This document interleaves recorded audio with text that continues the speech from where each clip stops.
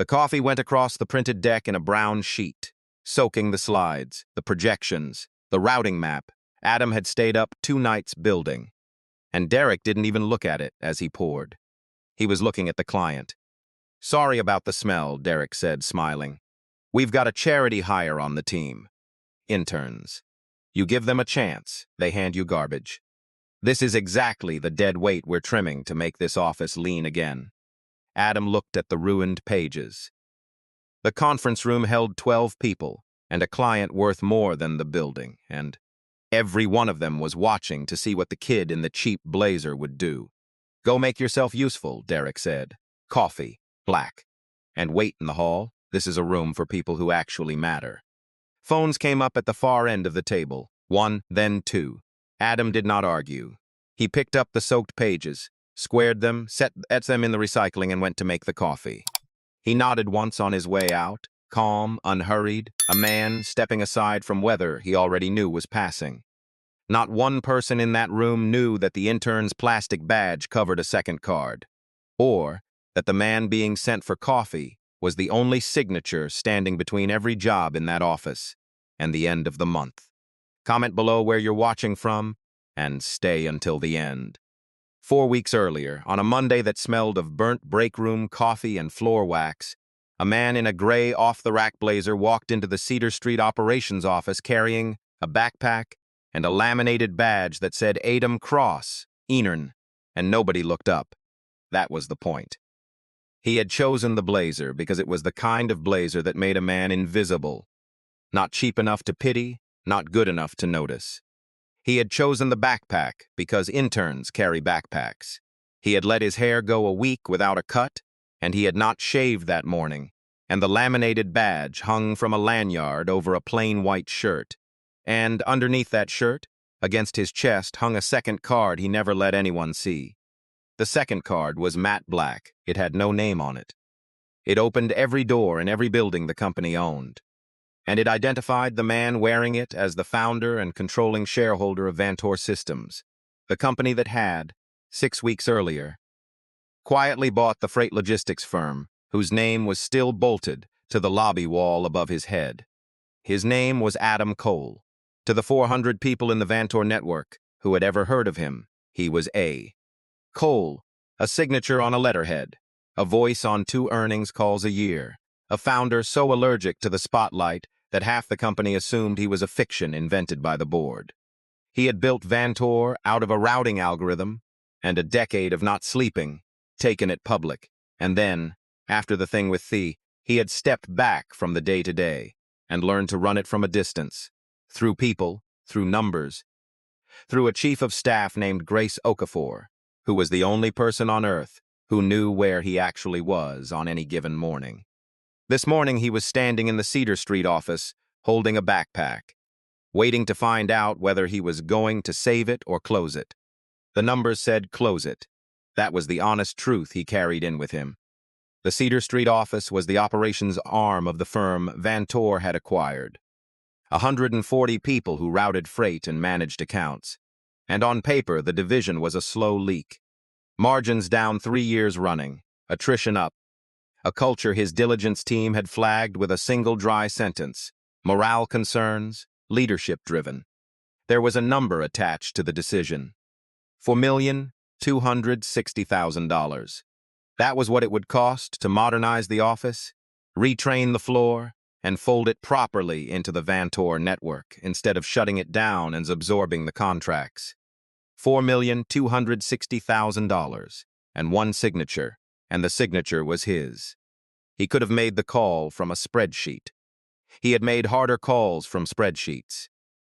But Adam had learned, the expensive way, that a spreadsheet will tell you what a place produces and never once tell you what a place is. And he had reached a point in his life where he no longer trusted himself to tell the difference from a distance. So he had told Grace to set him up as an intern for 4 weeks, watch the floor, learn the names, decide. There is a part of this he would not have admitted to anyone, and it is the part that matters. The disguise was not entirely wisdom. Some of it was avoidance. A founder who actually wanted to know his people could have walked in as himself, sat down, asked questions, led. Adam did not want to lead. He had wanted to lead once, fiercely, and then a man he trusted with everything had taught him what trust costs. And ever since then, leading had felt like standing in an open field during a storm. The man had been Theo, and Adam still could not say the name in his own head. Without a small flinch, he'd long since stopped trying to hide from himself. Theo had been the first person who believed in the routing algorithm, back when it was 100,000 lines of code, and a folding table, and two men eating cold noodles at 3 in the morning. Theo had been the co-founder, the other half, the one who handled the people and the rooms while Adam handled the machine. For 9 years, Adam had trusted Theo the way you trust your own hands. And then there had been a funding round, and a set of documents Adam had signed without reading, because Theo had said read them, they're fine, and a board seat that quietly changed hands. And Adam had walked into a meeting one Tuesday morning expecting to discuss a product roadmap, and walked out having been voted out of the company he'd built by a board his co-founder had spent a year assembling over a table Theo would not look up from. He'd gotten it back. That was the part the press wrote about. The 18-month fight, the proxy battle, the founder shares he'd clawed into the company's charter on the way back in so that it could never happen again. What the press never understood was that winning had not fixed the thing that broke. The thing that broke was simpler than the company, and worth more than it. After Theo, a kind word aimed at Adam became a question he could not stop asking. What does this person know about what I can do for them? There was no way to answer the question without becoming, for a while, a person who could do nothing for anyone, without taking off the founder and the fortune and the name, and standing in a room as no one, watching how the world treated a man it believed had nothing to give. So the intern badge was a roof. From under it, he could watch people be who they were when they thought no one important was looking, and never once have to risk being seen himself. He told himself it was diligence. On the harder mornings, he suspected it was a kind of hiding, and he had not yet decided to stop. A woman at the nearest desk finally noticed him standing there. She had a coordinator's headset around her neck and a coffee that had gone cold, and the particular alertness of someone who has learned to track trouble before it reaches her. "You're the new intern," she said. "Adam, Rennie." She didn't smile exactly, but something in her shoulders eased a half-inch, the way it eases when a person decides you're not a threat. "Okay, Adam, first rule. Don't take Derek's coffee mug, it's the blue one, he will end you. Second rule. When he asks who built something, the answer is always Derek, even when it isn't, especially when it isn't.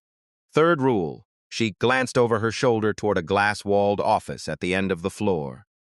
"There is no third rule. Just don't be where he's looking when he's in a mood. Desk's over there. The one with the leg that wobbles. Welcome to Cedar Street." The desk with the wobbling leg was at the rim of the floor. The worst desk. The desk you give the person you're already planning not to keep. Adam sat down at it, in the company he had built, and opened a 6-year-old laptop that wheezed when it woke, and began to learn what his $4,260,000 would actually be buying. The name came up before lunch, and it came up the way a weather warning comes up. Two coordinators near the printer, voices low. "You hear corporate's doing a review? Post-acquisition." "Yeah, A. Cole's people." A short silence, the kind that has a shiver in it. "You ever actually see this Cole? Like a face?" "Nobody's seen Cole. My cousin's at the Van Tor main office, 4 years, never laid eyes on him. They say he reads everything and shows up for nothing. They say he killed a whole division in Tucson off a spreadsheet. Never visited, never met them. Just a signature one Friday and 300 people got a box." The other one exhaled. "Great. So our whole future's a guy nobody's ever met who decides things from a screen. Pray he likes the numbers. That's all you can do with a ghost." Adam, 6 feet away at the wobbling desk, kept his eyes on the wheezing laptop and his face on nothing at all. They were not wrong about the ghost. He had killed the Tucson division off a spreadsheet. The numbers had been beyond saving, and he had told himself that meeting them first would only make it crueler. And maybe that was true, and maybe it was one more time he'd chosen the screen over the field.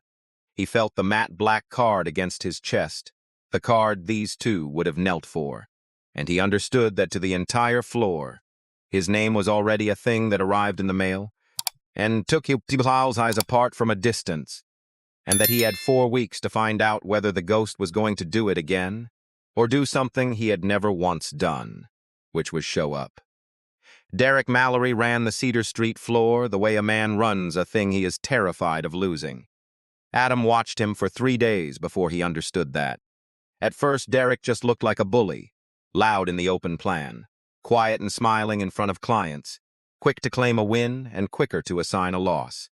He had a way of standing behind people while they worked that made them type worse. He had a list of names taped inside his desk drawer that he closed too fast whenever anyone came near. He called the older employees' legacy cost to their faces and laughed like it was affectionate. But on the 3rd day, Adam heard him on the phone through the thin wall of the glass office, and the voice comes him through was not the voice of a bully. It was the voice of a man being held over a drop. I know the numbers are down. I know. You think I don't know? A pause. I'll get it lean. I'll cut the dead weight. I'll get the margin back. Just do not close this office. Do not. I have 41 people out here. I have another pause lower. I have a mortgage, Susan. I have a kid starting at Westfield in the fall. I cannot be the guy who let Cedar Street go down. Give me the quarter. I'll cut what I have to cut. I'll make it work. Adam sat at his wobbling desk and felt the thing he least wanted to feel, which was recognition. He knew that voice. He had used that voice years ago in a stairwell, begging a lender for 90 more days. Derek was not cruel because cruelty came naturally to him. Derek was cruel because he was drowning, and he had decided, somewhere along the way, that the people below him were ballast. It did not make it better. Adam wanted to be clear with himself about that even then. Understanding why a man is hurting people does not unhurt the people. But it complicated the easy version of the story, the version where Adam swept in and removed a villain, and Adam had spent his whole life distrusting easy versions. So he let the complications sit, and he kept watching, and he told himself he was gathering data. He learned more of it by accident, the way you learn the true things. There was a coordinator named Marcus on the floor, young, eager, the kind of new hire who laughs a half-second too loud at the boss's jokes. And one afternoon, Adam overheard Derek telling Marcus a story by the coffee machine. The kind of story a man tells when he's trying to teach a protege how the world really works. You know how I got here? Derek was saying. First job out of school, I was you. Worse than you. I was the guy everybody dumped on. There was a manager, Bill Hargrove. Bill used to make me read my own mistakes out loud in the team meeting. Out loud, to the whole room every Friday. Took me 8 months to figure out the trick. He sipped his coffee. The trick is you stop being the guy at the bottom. Whatever it takes. You think Bill Hargrove's kind? Bill Hargrove's retired with a boat. The nice ones get a plaque and a handshake, and they're the first ones cut when the number's bad. I've watched it happen my whole career. Kindness is a luxury, Marcus. It's the thing you can afford right up until the day you can't, and then it's just a target painted on your back. You want to last? Be useful, be feared, and never, ever be the slowest guy in the room, because the slowest guy in the room is the one they cut. Marcus laughed the half-second, too loud laugh. Derek clapped him on the shoulder and walked back to the glass office, and Adam stood at the rim of the floor and understood that he was not watching a man who had decided to be cruel. He was watching a man who had been taught, in a team meeting on a Friday, reading his failures out loud, that the world ate the gentle ones, and who had believed the lesson all the way down and built a whole self on top of it. Derek was a boy who'd been timed with a stopwatch and had grown up to time others. He was the thing Cedar Street's cruelty made, and the thing that made more of it. He was, Adam thought with a discomfort he couldn't shake, a version of what a man becomes when the storm in the open field never lets up. A version Adam might have become himself if he hadn't been rich enough to buy a roof. The person Derek hunted hardest was an old man named Walter Pruitt.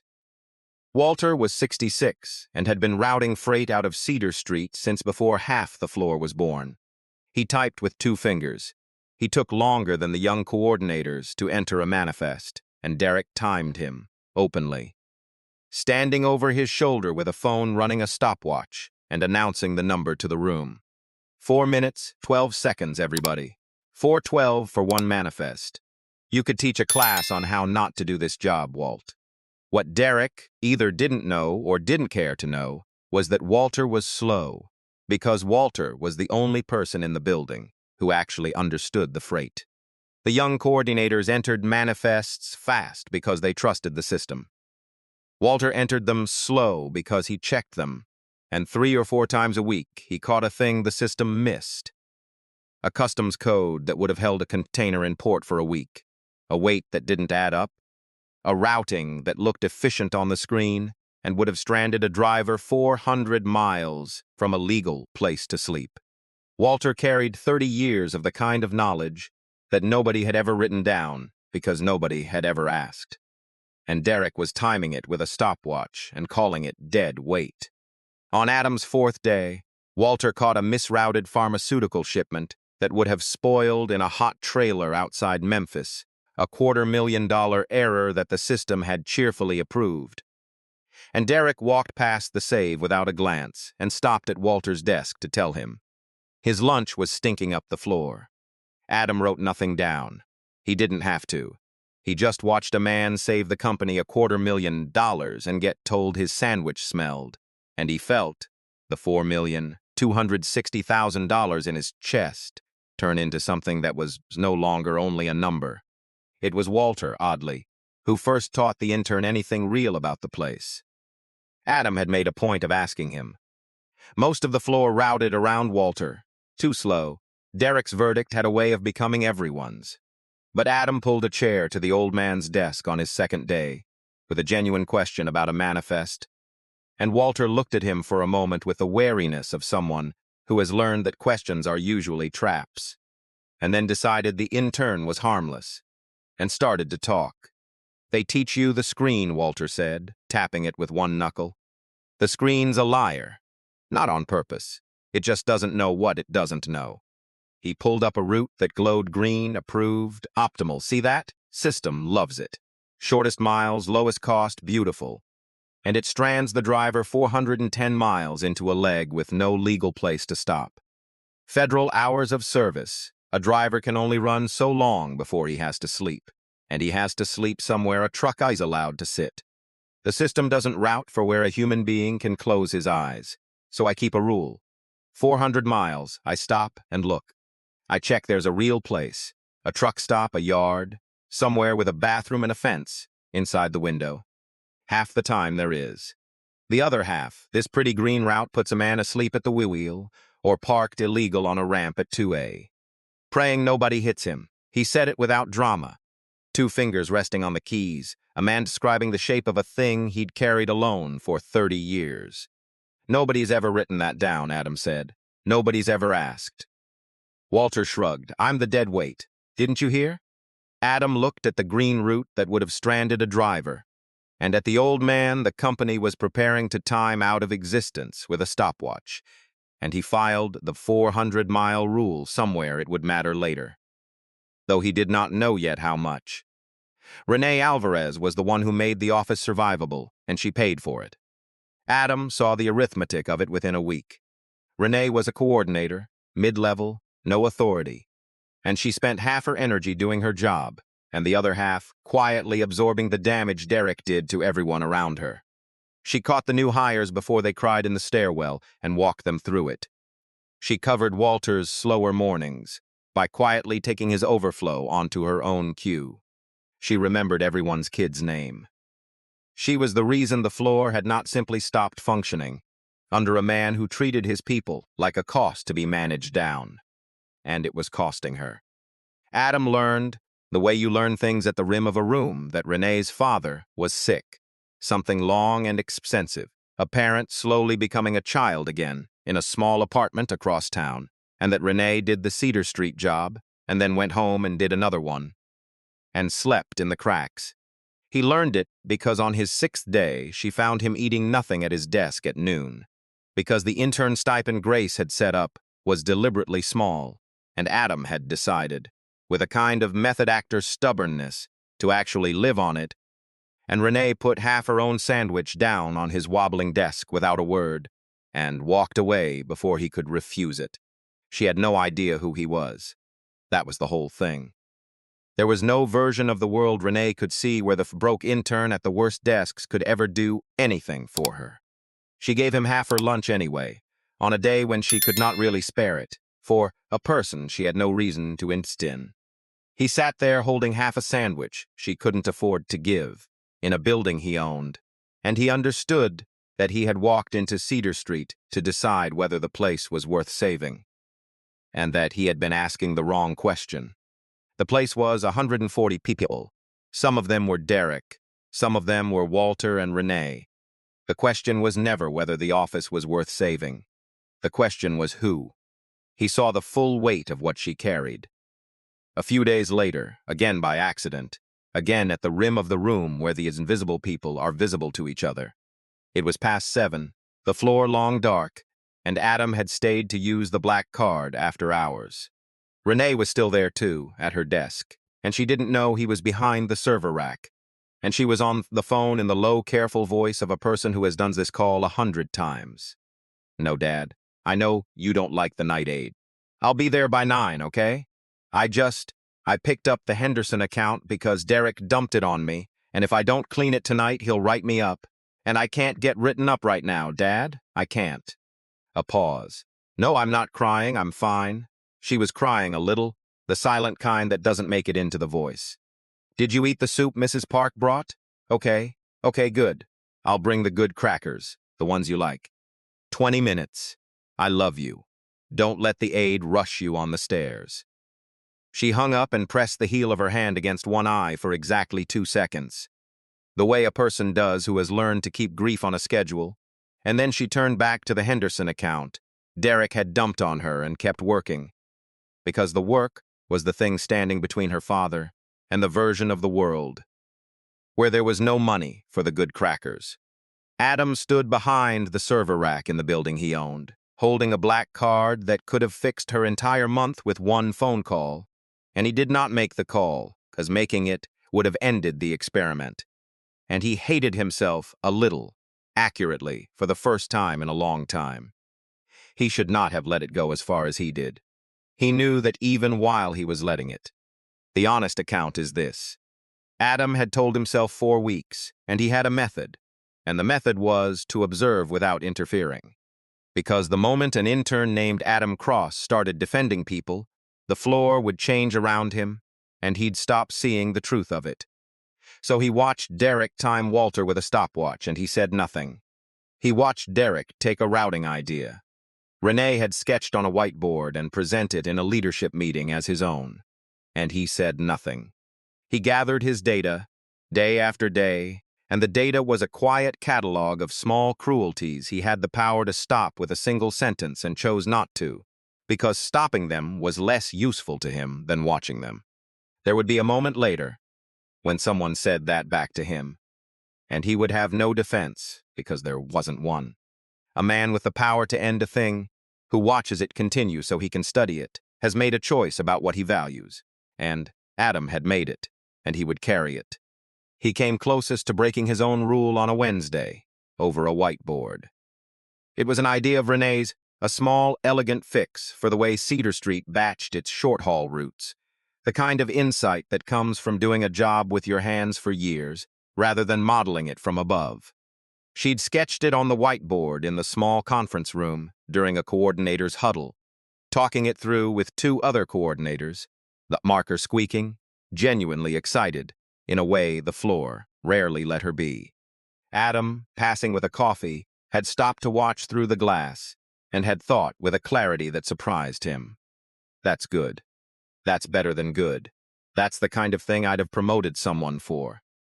Derek had walked past the same glass an hour later, seen that whiteboard, photographed it with his phone, and erased it. 3 days after that, in a leadership review with the regional VP on a video call, Adam, sitting at the rim with his laptop, taking notes nobody read, watched Derek present Renee's batching fix as the product of some modeling I've been doing on the short-haul problem. He used her diagram. He used her numbers. He used the phrase she'd used, the one about treating the depot like a heartbeat instead of a warehouse. And the VP had nodded and said, "Nice thinking, Derek." And Derek had said, "Thank you." And somewhere out on the floor, Renee was covering Walter's overflow and did not know that the best idea she'd had all year had just been spent. In a room she wasn't allowed into, to buy a little more safety for the man who timed her friend with a stopwatch. Adam had opened his mouth on the call, muted, alone at his desk. He had actually started to speak before he caught himself. And then he closed it, and he hated the silence, and he kept it, because the experiment was not finished and the data was not complete. And he told himself those were reasons. They were not reasons. They were the sound a roof makes when a man would rather stay dry than go out into the field where the people are. He wrote the date down. He would need it later, and he would deserve the way it felt to read it back. The client pitch was on a Thursday, and Derek had been circling it for 2 weeks, like it was the thing that would save his life, which in a sense it was. The client was a regional grocery chain looking to consolidate its freight, an account big enough that landing it would single-handedly fix Cedar Street's margins for 2 years and keep Derek's stopwatch and his mortgage and his kids' school all safely in place. Derek had assigned the analysis to the floor and taken the credit for the parts that worked, and the centerpiece of the pitch, the thing that was actually going to win the room, was a routing optimization that cut the client's empty mileage by 19%. Adam had built it, not as a flex. He'd built it because Derek had dumped the routing modeling on the intern as busy work, assuming nothing would come of it. And Adam happened to have spent a decade of his life writing the algorithm that Vantor was named after. He had built the 19% model in 2 nights at his wobbling desk and handed it up the chain, the way an intern hands things up the chain, and Derek had taken it and put his own name on the slide and not thought about it again. In the conference room, with the client across the table and 12 people watching, Derek presented the 19% number as the product of his own team's hard work under his own leadership, and it landed exactly the way good work lands. And the client leaned in, and for about 90 seconds, Derek Mallory was the most successful man in the building. Adam watched those 90 seconds from the foot of the table, where the intern had been seated to take notes and refill water. And he watched them with a strange detachment, because he had been in 1,000 rooms like this one, on the other side, and he knew the exact shape of the thing Derek was feeling. He'd felt it himself, young, before Theo. The warm rush of a room turning toward you, the sense that the floor had finally tilted in your favor. He almost felt for the man. Derek had wanted this so badly, had built his whole brittle self around getting it. And for 90 seconds he had it, and the client was nodding, and the account that would save Cedar Street and the mortgage and the kid at Westfield was right there, close enough to touch. Then the client asked a question about the model's assumptions.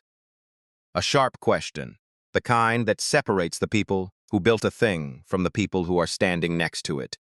And Derek, who had not built it, did not know the answer. And he turned the question down the table the way you flick a problem at the nearest disposable person. And the nearest disposable person was the intern. Cross, you did some of the data entry on this. You want to take a stab? It was meant as a humiliation, a way of saying this is so basic even the intern can field it, and Adam understood that. He could have fumbled it. The smart play, for a man trying to stay hidden, was to fumble it. Instead, because the client had asked a real question, and because something in him could not watch a real question go unanswered, Adam answered it. Fully. Correctly. He explained the assumption the model rested on, why it held under the client's actual volume, and where it would break if the volume changed, and he did it in the plain, confident shorthand of a person describing something he had made with his own hands. The room went quiet in a different way. The client looked at the intern. Then the client looked at Derek, and there was a question in the look. And the question was, wait, who actually did this? And that was the thing Derek could not survive. Not the lost account. The pitch was, if anything, going better. What Derek could not survive was the suggestion, in front of a client, in front of the floor, that the work was not his. That weight at the rim of the room had built the thing keeping him alive. The fear that had been running under his skin for 3 years broke the surface. And a frightened man with power does the most dangerous thing there is, which is reach for someone smaller to stand on. He picked up the carafe of coffee from the center of the table. He looked at Adam's printed deck, the backup pages, the appendix Adam had laid out in front of himself, and he poured.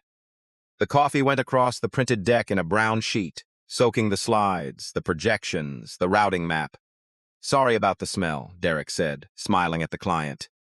"We've got a charity hire on the team, interns. You give them a chance, they hand you garbage. This is exactly the dead weight we're trimming to make this office lean again."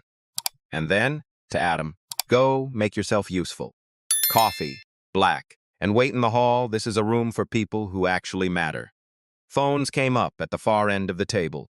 Adam looked at the ruined pages for one long second. Then he picked them up, squared the wet stack against the table with 2 neat taps, the way you square any stack of paper, set them in the recycling bin by the door, and went to make the coffee. He nodded once on his way out, not a servile nod, something quieter and worse for Derek, the nod of a man acknowledging that he has seen something clearly, and he did not say a single word. He made the coffee.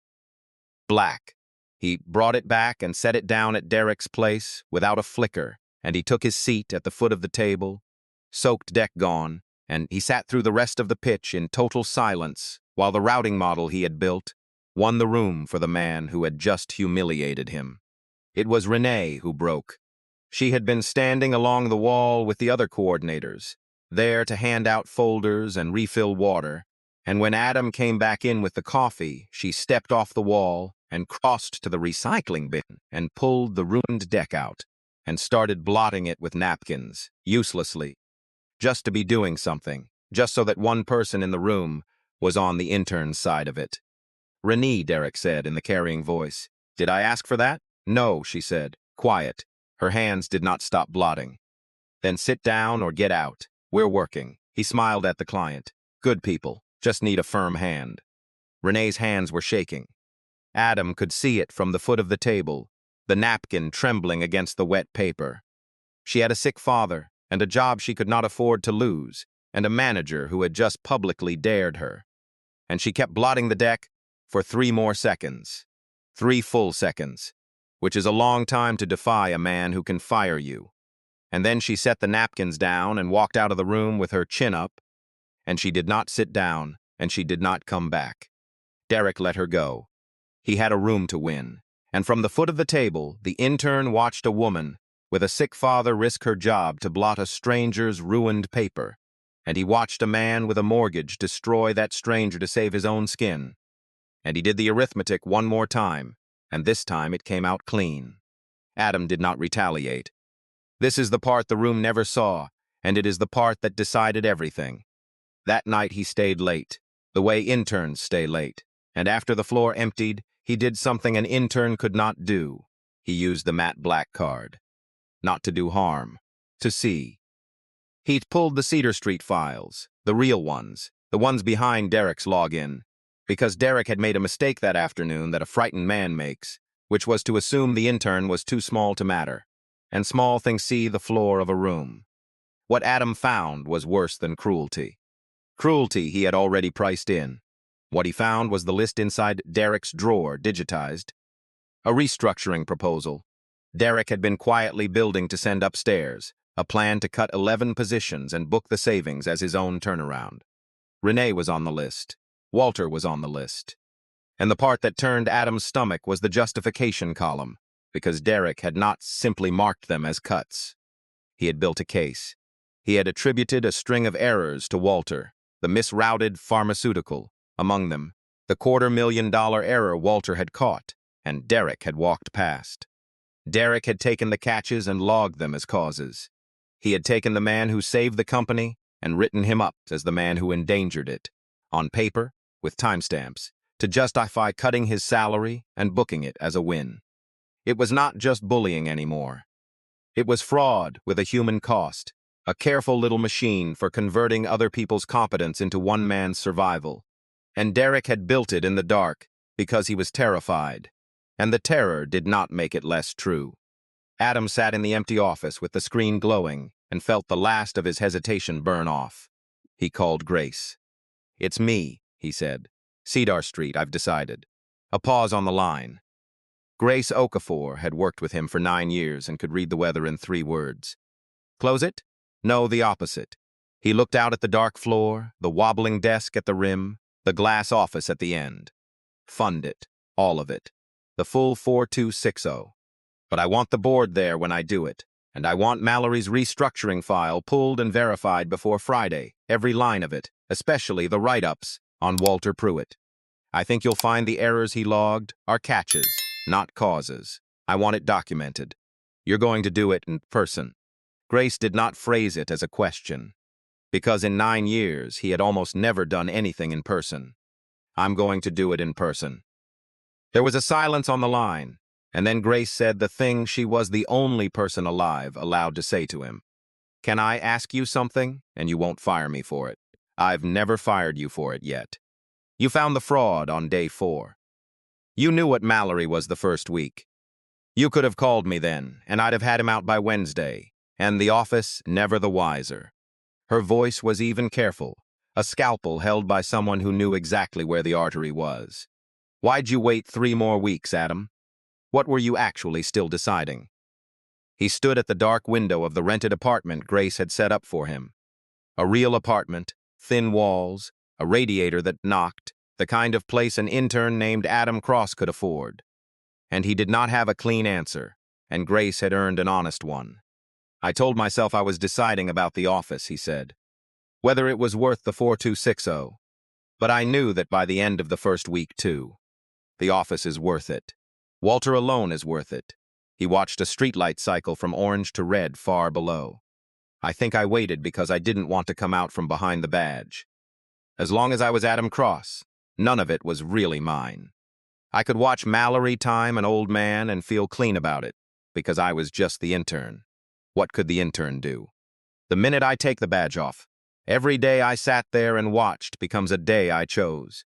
I think I was 3 weeks deciding whether I could stand to be the man who'd watched. The line was quiet for a moment. And? Grace said. And I can't. But I'm going to anyway, because the alternative is leaving them with him. He let out a breath. Pull the file. I'll be at the all-hands. He did not sleep that night, and he was honest enough not to pretend the sleeplessness was about logistics. It was about the 4 weeks. He sat at the small kitchen table in the small apartment and ran the footage Derek had accused him of hiding behind. And the footage was worse the second time. Because the second time he wasn't gathering data, he was just a man who had watched. Walter timed with a stopwatch on day 4. Renee dared in a conference room on a Thursday. A girl named Priya in accounts payable who'd been reduced to tears over a misfiled invoice that wasn't her fault on a Tuesday he'd witnessed from the rim and filed away as evidence. Every one of them a moment he could have ended with 7 words. I'm the founder, and this stops now, and chose not to, because it was less useful to him than understanding it. He understood, somewhere near the gray hour, the precise shape of his own particular cowardice, and it was not the obvious one. He was not afraid of Derek. He was not afraid of confrontation. He'd fought an 18-month proxy war and won. What he was afraid of was the thing that happens the instant you stop being no one. The instant 140 people know your name and your money and start, every one of them, performing for it. The badge had bought him 4 weeks of being treated like a human being instead of a checkbook. 4 weeks of seeing the unperformed truth of a room. And he had stretched it past the point of decency, because he had not wanted to give up the one thing his money had never been able to buy him, which was to be looked at and not be seen as money. Derek had built a machine out of fear of being cut. Adam had built a costume out of fear of being known. Different machines, same fuel. He did not resolve it at the table. He is not sure, even now, that it ever fully resolved. But somewhere near the gray hour, he understood at least this much. The office had to be taken out of Derek's hands, not because of what was done to Adam Cross, but because of what the records proved Derek would do to everyone who couldn't fight back. And that he, Adam, had forfeited any right to feel clean about delivering that justice, and would have to do it anyway, dirty hands and all, because the people on Derek's list could not afford his moral comfort. That part, at least, was simple. The rest he would carry. Here is the part Derek Mallory did not understand, because he had spent his life retreating power by its volume. Adam Cole's signature on the Cedar Street reinvestment was not a formality. When Adam took Vantor public, he had done the one thing his lawyers begged him not to do, and his board still resented. He had kept a class of founder shares with supervoting rights, 10 votes to a common share, enough that on the decisions he chose to touch, he could not be outvoted, overruled, or hurried. His lawyers had called it a governance risk. The financial press had called it a vanity. Adam had kept it for a reason he had never fully explained, and the reason was that he had learned in a stairwell, begging a lender, what it costs to need someone else's permission to do the right thing. He never wanted to need it again. So the $4,260,000 that would save Cedar Street, or the decision not to spend it, lived in exactly one place. It lived with the intern at the wobbling desk, and the man who had sent that intern to fetch coffee had no idea the building's whole future had been sitting 4 chairs down from him in a cheap gray blazer. The all-hands was Friday, and Derek had requested it himself, which was its own dark joke. He'd requested it to announce his restructuring, to get ahead of the rumors, to stand in front of the floor and frame the coming cuts as decisive leadership, a strong hand making hard choices to save Cedar Street. He had no idea the board was coming. Grace had arranged the visit as a routine post-acquisition review, and the word board had moved through the office that morning like a cold front, and the floor had spent the day in the particular performance people give, when they think the people who decide their fate are about to walk in. Desks got clean, voices got bright. Derek wore the best suit and practiced his decisive face. They came in at 2. 3 board members, 2 from Vantor's diligence team, and Grace Okafor at the front in a charcoal suit, severe and unhurried, the kind of presence that reorganizes a room without raising its voice. The floor stood up out of instinct. Derek crossed the room fast, hand already extended, his decisive face fully deployed, because Derek had spent his whole life knowing exactly who to walk toward when power entered a room. He walked toward the board members. He walked toward the suits.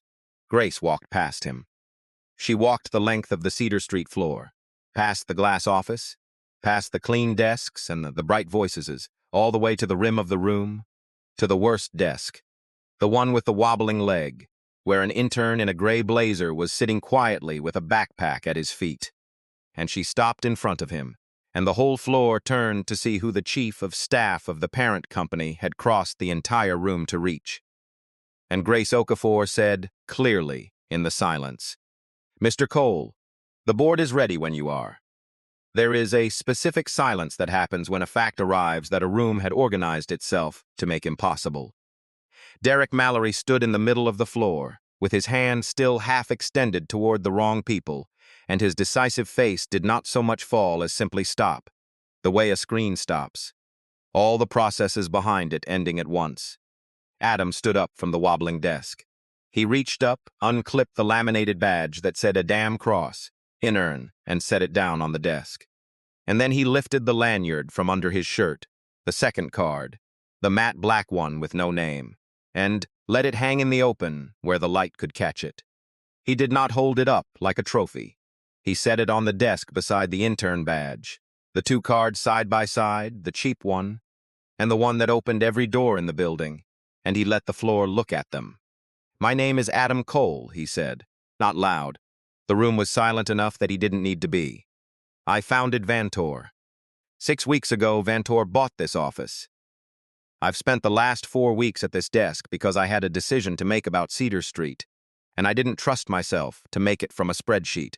He looked at Derek then, for the first time, and Derek looked back at him with the face of a man rerunning 4 weeks of footage at high speed and finding, in every frame, a catastrophe, the stopwatch, the coffee, the carafe, the words dead weight and charity hire, and a room for people who actually matter, All of it said to the face of the man whose signature his entire life was waiting on. "I want to be careful about something," Adam said, to the whole floor. "Because it matters. I am not making the decision I'm about to make. Because of what was done to an intern named Adam Cross. A man who would reorganize 140 people's lives over a wet stack of paper would be exactly the kind of man this office doesn't need more of. So this isn't that." He picked up a folder from the desk. Grace's folders. The verified one. "This is the restructuring proposal Derek Mallory has been preparing to send to corporate. 11 positions cut, the savings booked as a turnaround." He opened it. Ren Alvarez is on it. Walter Pruitt is on it. And the justification for cutting Walter is a list of operational errors. He looked up.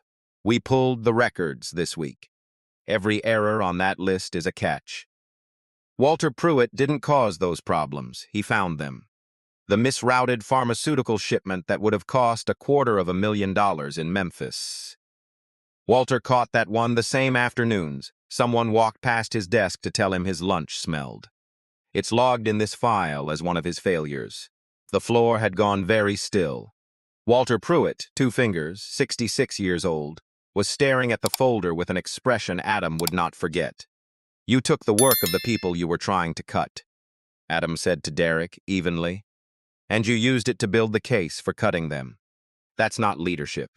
That's not even cruelty. That's fraud, and it's the one thing I won't fund." Across the floor, Walter Pruitt had not moved. He was staring at the open folder in Adam's hands, at his own name in the justification column, at 30 years of catches logged as failures, and something was working in the old man's face that the room had never seen Derek allow him. Not anger, exactly. The slow, stunned arrival of being, for the first time in 3 years, believed. He had caught the Memphis shipment and been told his lunch smelled. He had checked the routes the screen approved and been timed with a stopwatch for the trouble.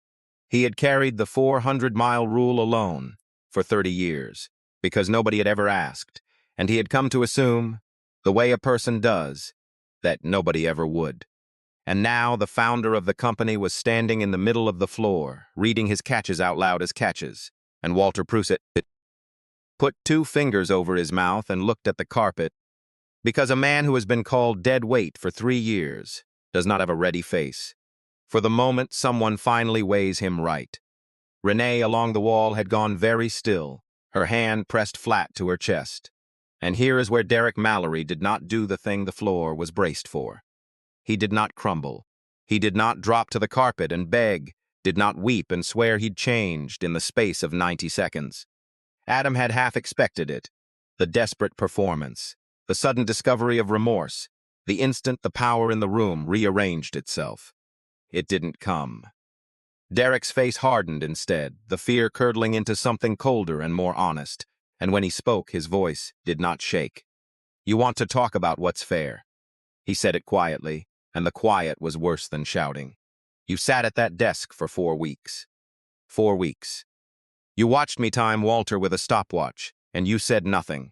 You watched me take Renee's whiteboard and put my name on it, and you said nothing. You let me build that whole file thinking it might actually save this office. And the entire time you had $4 million and a signature in your shirt that could have fixed everything in an afternoon." His jaw worked. "You had the power to save this office the whole time. And you spent a month playing dress-up at the worst desk, collecting your little evidence, while the rest of us were down here bleeding. So don't," his voice was caught just once, and he forced it level, "don't stand there and tell me about fraud. You watched. You're better at hiding than I am. That's the only difference between us." The room was silent. Adam did not answer right away, because the terrible thing, the thing that landed in his chest and stayed there, was that Derek was not entirely wrong. He had watched. He had stood at the rim of the room with a black card against his chest and let cruelty run because it was useful to him, because it was data, because stopping it would have ended the experiment before he'd finished judging everyone in it. He had let Walter be timed. He had let Renee be dared. He had told himself it was diligence, and it was also, underneath, the same thing Derek had just named. A man hiding from the work of leading, gathering evidence from a safe distance, certain of his own decency in a way he hadn't earned. Derek had built a machine to convert other people's competence into his survival. Adam had built a costume to convert other people's suffering into his certainty. They were not the same crime, but they came from the same root, and Derek, going down, had reached out and put his finger on it. And Adam was not going to stand in front of 140 people and pretend he hadn't. "You're right that I watched too long," Adam said. The floor had not expected him to concede anything, and the concession changed the air in the room. "I told myself I was being careful. Some of it was cowardice. I should have stopped you at the stopwatch, and I didn't, because watching you was easier than leading them, and I'll carry that." He let it sit. "But you've confused two questions, the way frightened men do.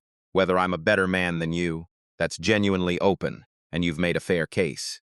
Whether I'm going to leave this office in the hands of a man who falsifies records to cut the people who keep it running. That one I'm sure about. Those are different questions. You only get to lose the second one." He turned to Grace. "Derek Mallory is terminated for cause effective now.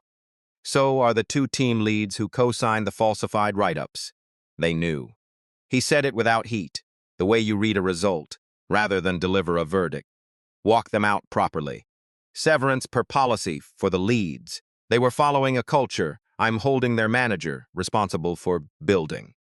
Mallory's separation will let counsel sort, given the records.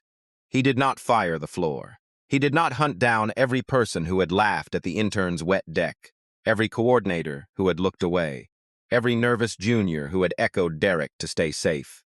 Adam had built a costume to judge a room, and he had stood at the rim long enough to learn the one thing the costume could never have told him, which was how much of the cruelty on a floor like Cedar Street is not cruelty at all, but fear, rolling downhill, looking for somewhere to stop. He was not going to spend his $4 million firing frightened people for being frightened. He was going to spend it removing the man who had taught them that fear was the only safe way to live, and then he was going to find out whether the floor could become something else. There was one person he watched closely in the days after, and it was Marcus, the young coordinator, who had laughed, the half-second too loud laugh by the coffee machine, who had been absorbing Derek's gospel of be useful, be feared, never be the slowest in the room. Marcus had mocked the intern more than once. Adam had the receipts in his own memory. By the logic the floor expected, Marcus should have been walked out with the rest. Adam called him into the glass office instead, and watched the kid arrive braced for the axe, and saw underneath the bravado exactly what he'd expected to see. Not malice. A scared young man who had picked the loudest survivor in the room and tried to become him because no one had shown him a version of lasting that didn't require it. "You echoed a lot of what Derek said," Adam told him, "about dead weight, about the slowest guy in the room." "I did." To his small credit, Marcus didn't dodge it. "I thought that was the job. It was the job he taught you." "It's not the job." Adam slid Walter's half-built training file across the desk. "Here's the offer. You spend the next 6 months with Walter Pruitt, the slowest guy in the room, learning why he's slow. If at the end of it you still think being feared is the same as being good at this, you can go work somewhere that agrees with you with my reference. If you don't, you stay." He let that sit. "That's more grace than you gave the intern. Use it better than he'd have bet you would." It was a test, and Adam knew he had a weakness for tests, and he flagged it even as he made it. But it was also the difference he'd spent 4 weeks trying to find between justice and revenge. Justice removes the machine. Revenge keeps feeding it people. Marcus took the file. 6 months later, he was the one teaching the 400-mile rule to the new hires. Badly at first, then well, and he never once timed anyone. Derek did not make a scene on the way out. There was no shouting, no security, no theater. He gathered his things from the glass office, under the eyes of a floor he had run for 3 years, and he did not look at Walter, and he did not look at Renee, and at the door he stopped. And for a second it seemed like he might say one more thing. He didn't. He left, carrying a box, into the rest of a life that would be harder now than it had been that morning. And the hardest part of it, Adam knew because he knew the voice from the stairwell, was that Derek had genuinely believed he was saving the office, and he had been the thing it most needed saving from. And no one was ever going to tell him a version of the story where he was the hero. The aftermath was quieter than the floor expected, because the truest changes are. Cedar Street was funded. The $4,260,000 went in. The floor retrained, the ancient laptops replaced, the wobbling desk hauled to a dumpster. Walter Pruitt was not cut. Walter Pruitt was asked, by the founder of the company, to spend a portion of every week with the younger coordinators, writing down the 30 years of freight knowledge that had never been written down, the customs codes and the weight checks and the 400-mile rule, about where a driver can legally sleep, building it into a training program that Vantor would eventually roll out across the network. The man Derek had timed with a stopwatch became, in his last working years, the reason 100 Vantor coordinators learned to catch the errors the system missed. He typed it all with 2 fingers. It took a long time. Nobody timed him. Renee Alvarez was promoted, though not as a reward, because Adam had learned to be careful about rewards. She was promoted because she was already doing the job, had been doing it for years, unpaid and unnamed, holding a floor together under a man who treated her like ballast. And the promotion was just the company finally putting her title where her work had always been.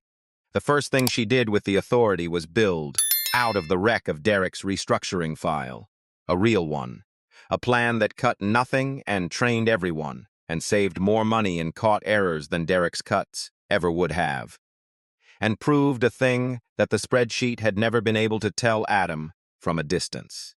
The thing it proved was that the Cedar Street office had never been dead weight. It had been a good office with a frightened man standing on it, and once you took the man off, it stood up on its own. The batching fix Derek had photographed off her whiteboard and erased went into the Vantor network that sprang under Renee's name. Adam made certain of the name. It was the one piece of pettiness he allowed himself, and he decided he could live with it. The first time Renee's father was well enough to ask about her work, she had something to tell him that started with a depot and a heartbeat, and ended with the good crackers, no longer being a math problem. Adam did not give a speech about any of this. There was no town hall where he explained the lesson, because the floor had watched it happen and did not need it narrated, and because he had come to distrust, deeply, the part of himself that wanted to stand in front of a room and be understood. He stayed 3 more weeks at Cedar Street, as himself now in his own clothes, at a real desk, doing the unglamorous work of actually leading the office he'd spent a month spying on. It was harder than the spying. It was supposed to be. Renee asked him once, near the end, why he'd done it the way he did. They were in the break room. He was refilling the coffee. He'd kept that, somehow, the one intern habit that survived, the founder of the company topping off the office carafe because the carafe was empty, and he was standing there. Why the badge, she said. Why not just walk in as yourself and ask? Because I didn't trust what people would show me if they knew who I was. He thought about it, the way he'd been trying to think about it, honestly, since Derek had named it. And because asking means standing in front of people without anything to hide behind. And I'd gotten very good at not doing that. The badge was a way to learn about all of you, without any of you learning about me. It worked. I found out who Derek was and who Walter was and who you are. He set the carafe down. But Derek wasn't wrong about the cost of it. I watched things I should have stopped. I learned the office by letting it bleed in front of me. There was a braver way to do it, and it was the obvious one. And I didn't take it because I'm a coward about exactly one thing. And the thing is being seen. He almost smiled. I'm working on it, slowly, badly. You could have just asked, Renee said. That's what everybody keeps telling me. The last week, the break room at noon stopped being a place people fled to and started being a place they stayed. It was a small thing, and Adam noticed it the way you notice the absence of a sound you'd stopped hearing. The floor had carried a low background hum of dread for 3 years, and one Tuesday, it was simply gone, and what was left was ordinary. Walter ate his sandwich, the one that used to stink up the floor, and nobody mentioned the smell, and he held court for 3 coordinators about a customs code that had nearly cost the company a container in 1998. Renee laughed at something, the real laugh, the one the floor had rationed out of her. Marcus sat at the far end with a legal pad, taking notes off Walter, badly, and Walter corrected him without timing him. And Marcus didn't flinch waiting for the stopwatch that wasn't coming. Adam ate at that table too on the last few days as himself, the founder of the company, in a chair with a wobble, eating a sandwich, saying very little. No one performed for him much anymore. They had run out of the energy it takes to perform for a man you've watched, make black coffee and carry recycling for a month. It was, he thought, the closest thing to the unguarded truth of a room he'd come to find, and he'd had to take the badge off to get it. There was a joke in that he didn't say out loud. He found Walter at his desk on his last day, 2 fingers, building the training file, and he sat down across from him the way you sit down, across from a person whose time you've decided is worth more than your own. And he asked Walter to teach him the 400-mile rule, properly, from the start. Walter looked at him for a moment, at the founder of the company, asking the man he'd nearly let get fired to teach him something. And then he pulled a legal pad over, and he started at the beginning, slow, checking everything the way he did it all. And Adams took notes like an intern. On his last morning, Adam cleaned out the wobbling desk before they hauled it away, and in the back of the bottom drawer, he found the laminated badge. Adam Cross, Intern. He'd set it down beside the black card the day of the reveal and never picked it back up. 4 weeks of office dust had settled into the lanyard. He stood there in the company he'd built, holding the cheap plastic rectangle that had let him be no one for a month. And he did not throw it away. He slid it into his jacket pocket, against his chest, where the black card had hung the whole time, where the keys to everything had been. He kept it in a drawer after that.